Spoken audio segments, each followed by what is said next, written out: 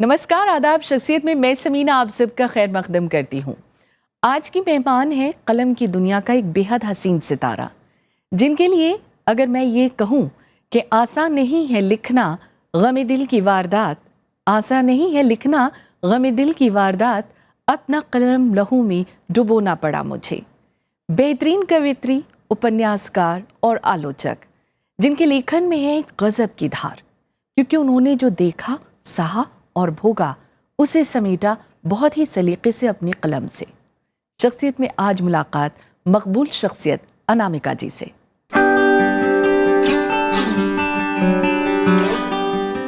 जिनकी कलम और सोच ने औरत को दिया एक अलग मकाम, जो लगातार एक आवाज बन उसकी बातों को कहती रही।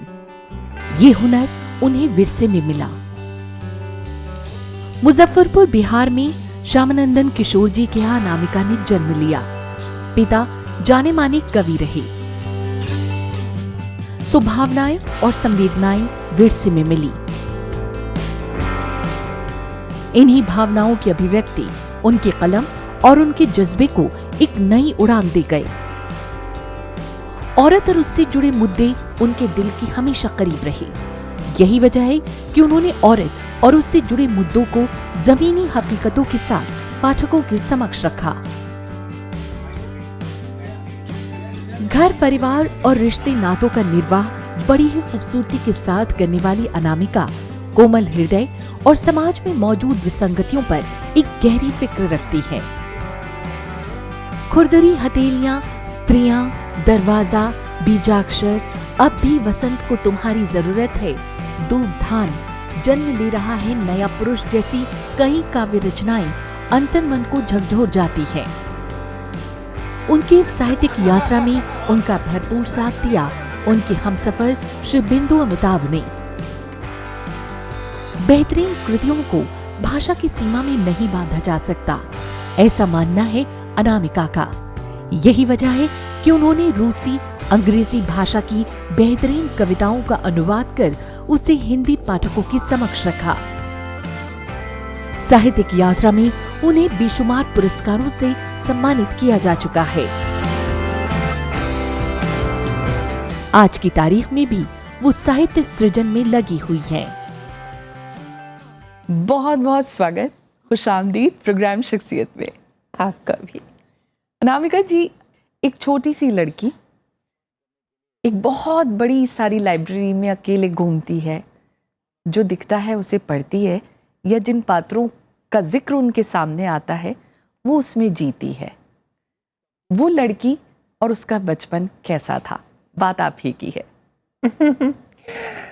मैं ना बहुत दो तरह के, समझिए, सौर मंडल थे मेरे आसपास। एक में किताबें थीं, माता पिता के वो दोस्त थे जो यूनिवर्सिटी के तरह तरह की बाहर भी थी, देशी विदेशी यूनिवर्सिटी के प्रोफेसर थे, अकादमिक लेखक थे, कवि थे।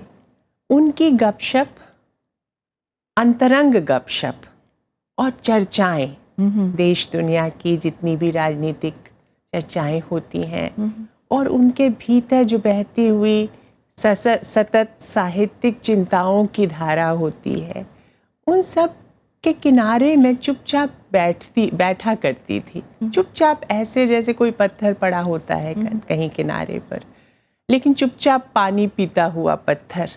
तो यही मुझे लगता था कि मैं उस तरह से पड़ी हुई हूँ और कुछ कुछ सोख रही हूँ।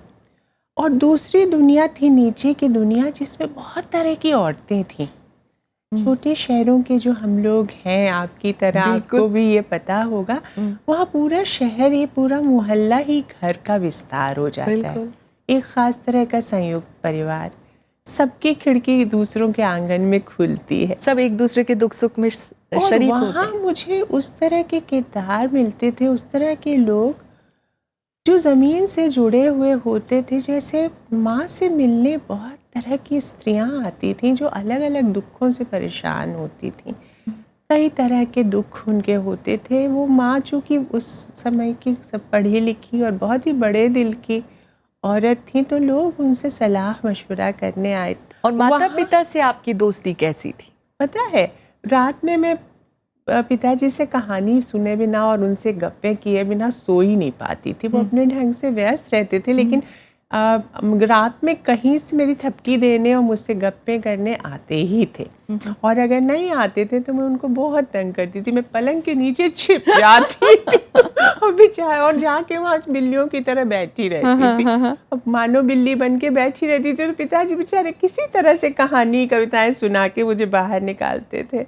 उस समय मेरी उनसे दोस्ती, मेरी एक अजब बात हुई जब मेरे पिता का इंतकाल हुआ, और अचानक ही हुआ। मैं यहाँ एमए का एग्ज़ाम दे रही थी उसी वक्त। उनके जाने के बाद मुझे ख्याल आया कि माँ अब कैसे रहेगी। उसके बाद मुझे माँ एकदम से लगा कि एक उमड़ गया मेरे भीतर माँ से दोस्ताना वो। माँ की उपस्थिति हवा जैसी थी, बैकग्राउंड म्यूजिक जैसी, कभी जैसे औरतों की होती है। जब हवा चली जाती है ना या जाने लगती है, तब लगता है दम घुट रहा। अब बाद में मुझे यह एहसास हुआ जब मैं दूसरे घर आई, तो मुझे लगा कि अरे ये माँ का इस तरह से की अनुपस्थिति ज़्यादा दम घोटू हो गई। तब मुझे अंतरंगता का एहसास हुआ, एक जिम्मेदारी के एहसास के साथ साथ। पहली अभिव्यक्ति जिसे हम कहते हैं ना दिल की, वो कौन सी बात थी जो कागज़ पर उतरी? वो एक बड़ा दिलचस्प किस्सा है। जाड़े की धूप थी और मेरे पिताजी को लगता था कि मैं थोड़ा बहुत लिख लूँगी, तो वो मुझे प्रोत्साहित तो करते रहते थे। तो अंत्याक्षरी खिलवाने लगते थे जब खाली समय होता था। तो मेरी बड़ी पेट मुद्रा थी कि वो पट लेट जाते थे धूप में। अच्छा। धूप खाना उन्हें अच्छा लगता होगा, और मैं उनके पाँव पे बैठी रहती थी उनके। और उसके बाद पापा कहते थे कि धूप भी बेटी है, देखो मेरे पैर दबा रही है। और हम अंताक्षरी खेला करते थे। तो उसमें उनको तो वो खुद भी कवि थे और उनकी बहुत दुनिया भर की कविताएं उनको कंठस्थ थी, तो वो हमें हराने लगते थे तुरंत ही। अब मुझे कहाँ से इतनी याद होती, मैं तो छोटी ही थी, 8 साल की। तो मुझे लगा कि पापा कभी कभी चीटिंग भी कर लेते हैं, जो पहले से उन्हें नहीं याद है वो बना ले रहे हैं। झ से कुछ उनको याद नहीं है तो बना के सुना दे रहे हैं। मुझे लगा ये तो बड़ी अच्छी बात है, कुछ मुझे भी करना चाहिए। तो ज से मेरा जब बाली मेरी आई, तो मुझे लगा कि अब मुझे कुछ याद तो नहीं है, मैं हारूंगी। तो मैंने कह दिया कि जाड़े की धूप जैसे आपस की बात हो अधूरी। क्या बात है। जाड़े का दिन जैसे आपस की बात हो अधूरी, तुरंत ढल जाता है ना वो दिन। और जाड़े में ही हम बैठे होते धूप में, तो मुझे याद है पिताजी एकदम उठ के बैठ गए, बोले अरे ये तुमने क्या कहा। खुश हो गए। उसके बाद खुश हो गए। मेरे लिए एक हरी रंग की डायरी, एक गणेश स्टोर्स होता था हमारे शहर में, वहाँ से लाई गई। फिर कहा कुछ भी हो तो इसमें लिखो। इस बात को शायद मैं यूँ कहना चाहूँ कि पिता आपके बहुत मशहूर कवि रहे, तो क्या ये वजह रही कि आप कविता की दुनिया से जुड़ी, या आपको ये लगा कि इससे ये एक बेहतर माध्यम है अभिव्यक्ति का?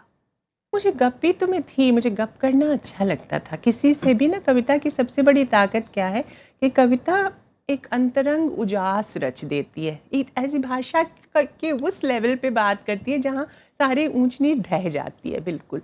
तो मुझे ये गपशप में भी यही होता है ना। गपशप में आप कंधे पे हाथ रख के अपने दुख सुख बांट लेते हैं पूरी तरह से। वहाँ कोई ऊपर नीचे, भाषण में होता है कि कोई बोल रहा है कोई सुन रहा है। गपशप में तो जैसे एक चटाई बिछ जाती है, एक ही धरातल पे लोग बैठ जाते हैं। तो ये मुझे बहुत ही अच्छा, मुझे लगता है कि जनतंत्र की इससे बड़ी कोई वो ही नहीं का सपना ही नहीं हो सकता जो कविता में पलता है। ब्यूटीफुल। तो मुझे ये एकदम ही अंतरंग इंटीमेट जोन के कारण वो मुझे बहुत अच्छा लगता था। मैं नहीं जानती वो कैसे मेरे भीतर घास की तरह ही उगा होगा, लेकिन उग ही गया। कोई एक कविता जो आप सुनाना चाहें मेरी ऑडियंस को? छोटी सी एक कविता है, वो बाद के दिनों की है। मैं एक दरवाज़ा थी, मुझे जितना पीटा गया मैं उतना खुलती गई। अंदर आने वाले तो देखा, चल रहा है एक बृहद चक्र। चक्की रुकती है तो चरखा चलता है, चरखा रुकता है तो चलती है कैंची सुई। गरज है कि चलता ही रहता है अनवरत कुछ कुछ, और अंत में सब पर चल जाती है झाड़ू। तारे बुहारती हुई पहाड़ वृक्ष पत्थर, सृष्टि के सब टूटे बिखरे कतरे जो एक टोकरी में जमा करती जाती है मन की दुछत्ती पर। बहुत खूबसूरत, बहुत हसीन। अनामिका जी, कुछ आपके अपने हैं जिन्होंने आपके आज तक के सफ़र को देखा है। मैं चाहूँगी आप उन्हें देखें और फिर अपने रिएक्शंस हमें ज़रूर दें। आइए देखते हैं। नमस्कार अनामिका जी, आपसे मेरी मुलाकात तो बहुत पहले 1976 में हुई, लेकिन वो मेरी मुलाकात हुई थी, आपकी नहीं। मतलब आपने मुझे नहीं पहचाना होगा। मैं उस समय बिहार विश्वविद्यालय में हिंदी में एमए पढ़ रहा था और आप शायद तब स्कूल में पढ़ रही थी, चैपमैन्स गर्ल्स स्कूल में। लेकिन उन्हीं दिनों आपका एक कविता संग्रह भी आ चुका था, शीतल स्पर्श एक धूप को, तो उसके माध्यम से मैं जानता था। और फिर विश्वविद्यालय में आपके पिताजी उस समय प्राध्यापक थे हम लोगों के, डॉक्टर श्यामनंदन किशोर जी, तो उनसे मिलने के लिए आप आई थी रिक्शे पर। तो पहली बार मैंने आपको उसी समय देखा और पहचाना था। आपका जो स्त्री लेखन है, स्त्री से संबंधित लेखन है, उसमें मातृत्व भाव बहुत अधिक है स्त्री के दूसरे भावों की तुलना में।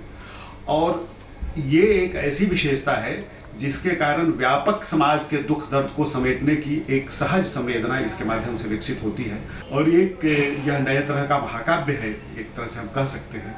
इन्हीं के साथ मैं ये कहना चाहूँगा कि जीवन और लेखन दोनों में आप निरंतर आगे बढ़ते रहें और नए नए प्रयोग करते रहें। नमस्कार अनामिका जी, मेरे लिए अनामिका दीदी हैं और दोस्त हैं। पता है, आपके साथ बात करते वक्त ऐसा लगता है जैसे किसी नदी के किनारे किसी सायेदार पेड़ के नीचे बैठे हों। ठंडी ठंडी हवा बह रही है, चिड़ियों की चहचहाहट है और कोयल जैसी आवाज़ आपकी। आपने कई सारे मसाइल, जब भी मैंने कुछ कहा आपसे तो आप उसको सुनकर जैसे साथ साथ कुछ सोचने लगी हों और कहा कि ऐसी कोई परेशानी की बात नहीं है, देखते हैं ना, कुछ करते हैं। और आपने एकदम से जैसे उस मसाइल का उसका कोई उपाय निकाल लिया हो। बहुत सी ऐसी महिलाएं जो समाज के थोड़े से गरीब वर्ग से हैं, उनकी बातों को भी आपने अपने कलम के द्वारा उठाया है। आप जितना कर सकती हैं उसको कोशिश करती हैं कि आप दूसरे के प्रॉब्लम को सॉल्व कर दें। आप ऐसे ही रहिएगा, मुझे यकीन है आप ऐसे ही रहेंगी। क्या कहना चाहेंगी उन लोगों के लिए जो आपसे बेहद मोहब्बत करते हैं? अरे माँ, वो तो मैं क्या कहूँ, मैं कुछ कह ही नहीं पाऊँगी। ये एक ऐसा वो है जिससे गला भर आता है। मोहब्बत ही तो वो अंतिम जज्बा है ना। सभी इसी के लिए तो आदमी आया है शायद संसार में। ये ज़रूर जानना चाहूँगी अनामिका जी, जैसे पिता तो आपके एक प्रेरणा स्रोत रहे, उसके अलावा कलम की दुनिया में किन खास लोगों ने आपको मुतासर किया? उनके कुछ दोस्तों ने, एक जो बहुत ही बचपन में देखा, वो एक प्रमोद चाचा थे हमारे। उनमें शास्त्र, जैसे उनको शास्त्रों के बीच इतनी अच्छी सुंदर सरस व्याख्या कर देते थे वो किसी भी प्रसंग का। और बहुत क्या उर्दू और क्या फ़ारसी और क्या संस्कृत, उनको सब कुछ इतना ज़्यादा हंसना लगता था। तो वो शास्त्रीय प्रसंगों की तो समझिए इंसाइक्लोपीडिया था। और सबसे शास्त्रीय लोग क्या होता है ना, जनरली बहुत बोरिंग हो जाते हैं। वो सरस थे, उनमें भी पिताजी वाला सेंस ऑफ ह्यूमर था। तो जब दोनों की बातें होती थी तो मैं बहुत मज़े से वहीं बैठ के सुना करती थी और खूब मूंगफली खाते हुए हम लोग वो बातें सुनते थे। तो उनका बड़ा, उनके दोस्तों में बाद में केदारनाथ सिंह जी, अच्छा, जो कि JNU में बिल्कुल, प्रोफेसर भी होके आए, उन दिनों वो वहीं उस तरफ ही रहते थे। उनसे भी लगातार सीखने का मौका मिला। वो मेरे काव्य गुरु भी थे। पिताजी के जाने के बाद बहुत सारे लोगों की आंखें बदल गईं, लेकिन उनकी नहीं। उसके अलावा अपने उदय प्रकाश जी, उनसे भी हमारी बातचीत का, उनसे और उनकी पत्नी का दिल्ली आने के बाद घरेलू रिश्ता, मदन जी और उनकी पत्नी, उनसे भी हमारा एकदम घरेलू। और ये लोग मेरी कविता की दुनिया के भी साथी रहे, परामर्श की दुनिया के भी साथी रहे। उसके अलावा महिला लेखिकाएं जो थीं, धीरे धीरे जब मेरा संसार थोड़ा खुला तो उनसे भी मेरे आसपास जो भी थी, मृदुला गर्ग जी थी, मैत्री पुष्पा जी भी मेरे पड़ोस में थी। तो उन लोगों से मेरा ये होता है स्त्रियों के साथ ना, कि जो घर आए जाए या पड़ोस में रहे, उनसे निभाना आसान हो जाता है। राजश्री के साथ भी यही था। संघर्ष आपको भी करना पड़ा अपने कलम को मनवाने के लिए? जी जी जी। अगर आप लिखने वालों के परिवार की हैं तो आप जो भी लिखती हैं उसके बारे में शुरू में ये होता है कि शायद किसी और ने लिख दिया हो, घर में किसी और ने लिख दिया हो। और मुझे लगता है मुझे प्रोत्साहन मिला था। तो बचपन से ही किताब, जैसे मदन जी बता रहे थे, स्कूल में ही पिताजी को अच्छा प्यार से, वो मैं दुलार ही समझती हूँ, कोई ख़ास बात नहीं है, उसमें उनका प्यार ही था। लेकिन उस समय शुरू में लोगों को लगा होगा, कुछ लगा होगा, बाद में भी लोगों को ये रहता है इसी लेखन पर कि किसी ने लिख दिया होगा, ये वाला रहता एक है, हाँ। संघर्ष। एक समझदार हमसफर कितना जरूरी है। बहुत ज़रूरी है समझदार हमसफ़र। इस और बिंदु अर्थ- जी का जिक्र मैं यहाँ जरूर करना चाहूँ। वो खुद भी पढ़े लिखे परिवार के व्यक्ति थे, उनकी माँ भी प्रोफेसर थी, इसलिए मेरे पिताजी ने उन्हें चुना होगा क्योंकि उनकी माँ भी पढ़ी लिखी थी। तो एक पढ़ी लिखी औरत को थोड़ा सा ब्रीदिंग स्पेस, पढ़ने का, सोचने का एकांत चाहिए। अगर मतलब वैल्यू एक तो होता है कि वैल्यू सिस्टम एक हो, बिल्कुल। मतलब वो जो ब्रॉडली ह्यूमनिस्ट फ्रेम में, लिबरल ह्यूमनिस्ट फ्रेम में सोचे, ये एक बड़ी बात। और दूसरा कि ब्रीदिंग स्पेस दे आपकी, ये दोनों चीज़ें मुझे लगता है जीवन साथी के लिए सबसे बड़ी सबसे बड़ी ज़रूरत है। कुछ और लोग हैं अनामिका जी जो आपकी ज़िंदगी में काफ़ी करीब रहे हैं। मैं चाहूँगी आप उन्हें देखें और फिर उनके बारे में हमसे बात करें। आइए देखें। हेलो अनामिका, मुझे बहुत खुशी है कि आज तुम्हारे बारे में कुछ कहने का मौका मिल रहा है। तुमने जो दलाई लामा पे कविता लिखी है, उसमें मुझे लगा दलाई लामा के हर एक पहलू को बहुत लोग देखते हैं, लेकिन दलाई लामा के बचपन और दलाई लामा के चेचक में वो देयरफॉर की निशान, ये एक तुम्हारी बहुत विशेष बात है और ये मुझे बहुत बहुत आकर्षित करता है। इसके साथ साथ तुम्हारा एक बढ़ता हुआ कद, साहित्यिक कद के लिए मैं ये हमेशा कामना करूँगी कि तुम आगे बढ़ते जाओ और स्त्री के पूरे परिप्रेक्ष्य को जो तुम जी रही हो और तुमने जिया है उसको आगे जियो, क्योंकि स्त्री से वंचित होकर कोई कवयित्री भी नहीं हो सकती है। और इसीलिए ये मुझे बहुत खुशी है कि इस दोनों चीज़ के समन्वय को रखते हुए तुम अपने जीवन में आगे बढ़ रही हो। अनामिका, तो मुझे लगता है कि अगर मुझे ठीक तरह से याद है तो 20 साल 22 साल पहले, पता नहीं कब से, और उस समय से लेके अब तक अनामिका का कोई ना कोई नया पहलू सामने आता है। और वो पहलू क्या है, उसकी जो डेवलपमेंट है, उनकी जो डेवलपमेंट है as a poet, as a writer, as a critic. Anamika की जो एक छवि मेरे माइंड में हमेशा रहती है वो ये है कि कुछ ना कुछ वो लिखती रहती है, जहाँ भी बैठे कुछ छोटा सा नैपकिन पेपर भी मिल जाए उस पर लिखना शुरू कर देगी। उनका क्रिएटिव जो फ्लो है, क्रिएटिव जो पोटेंशियल है वो इतना ज़्यादा है।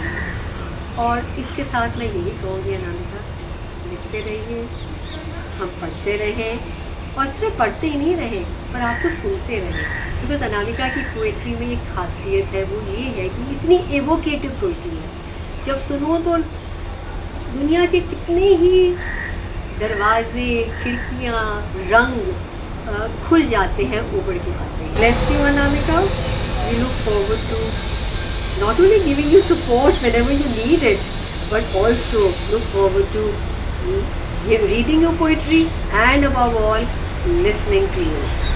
मैं स्टैंडर्ड 11 में था तो आपकी कविता है, राम पाठशाला जा, राधा खाना पका, राम आ बताशा खा, राधा झाड़ू लगा, भैया अब सोएगा जाकर बिस्तर बिछा, आहा नया घर है, राम देखिए तेरा कमरा है और मेरा, अरे लड़कियां हवा धूप और मिट्टी होती हैं, उनका कोई घर नहीं होता। तो इस कविता ने मुझे सोचने में मजबूर किया कि कैसे टेक्स्ट बुक से लेकर जैसे हम लोगों को एड्रेस करते हैं आज की दुनिया में, सब कुछ कितना मैन सेंट्रिक है। आप माँ का, दोस्त का, एक हार्ड वर्किंग प्रोफेशनल का रोल जो अदा करती है, वो मेरे लिए बहुत इंस्पायरिंग है। और मेरे दोस्त आपसे काफ़ी बार आते हैं, मिलते रहते हैं, पूछते रहते हैं आपने क्या लिखा नया। उनके लिए भी ये पर्सपेक्टिव जो तीनों का कंबाइंड पर्सपेक्टिव है, एक बहुत ही रेयर अपॉर्चुनिटी प्रोवाइड करता है। क्या कहना चाहेंगी अनामिका जी इनके लिए? अरे माँ, वो तो मैं क्या कहूँ, मैं कुछ कह ही नहीं पाऊँगी। मेरे दोनों बच्चे मेरे सबसे अच्छे दोस्त बन गए। ये एक अजीब बात हुई, क्योंकि शायद इसलिए कि मैंने भी अपने पिताजी वाली नीति ही रखी। हाँ। अब इनको समझने में मैंने कोई दूरी नहीं रखी, पदानुक्रम नहीं रखा।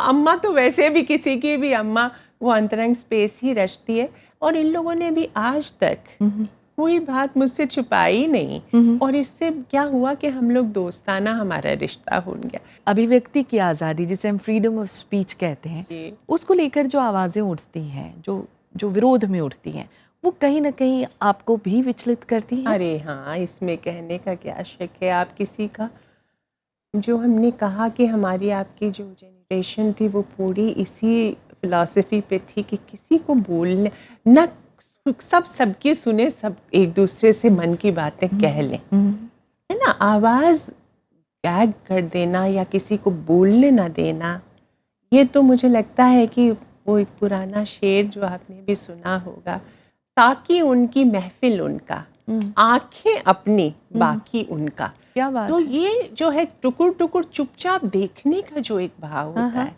वो न रहे। अगर कोई तकलीफ है तो आप कह सकें, ऐसा माहौल रचना। और ज़रूरी नहीं कि बदतमीज़ियों से ही कहा जाए, वो तमीज़ से ही कहना चाहिए, बल्कि असर ही तभी होता है।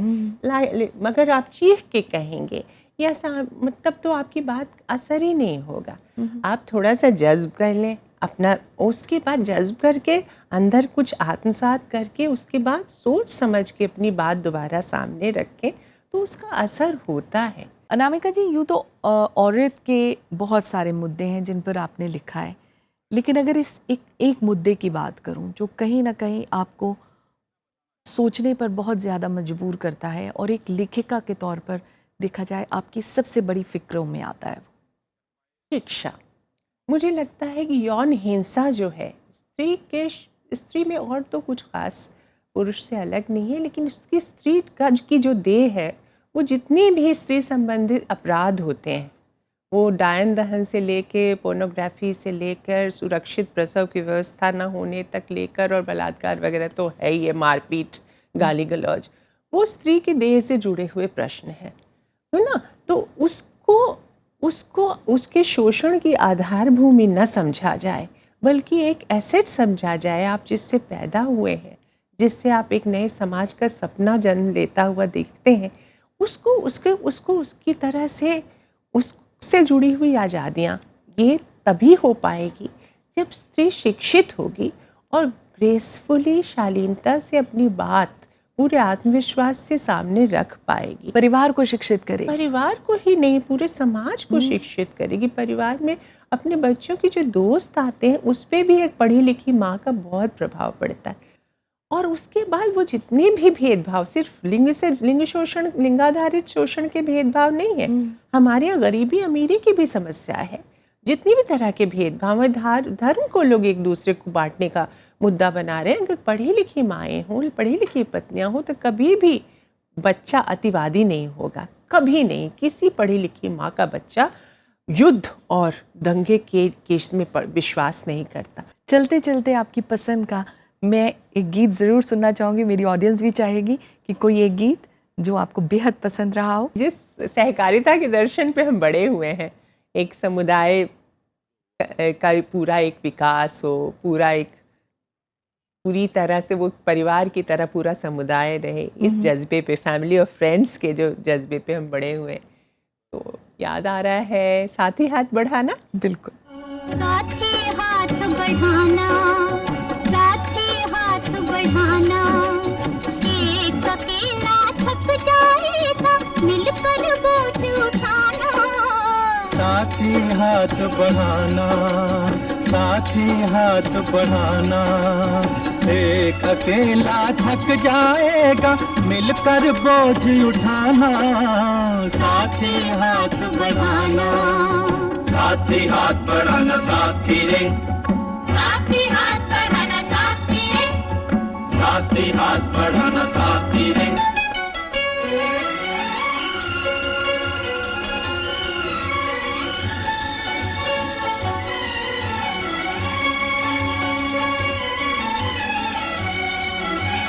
हम मेहनत वालों ने जब भी मिलकर कदम बढ़ाया, सागर ने रास्ता छोड़ा पर्वत ने शीश झुकाया।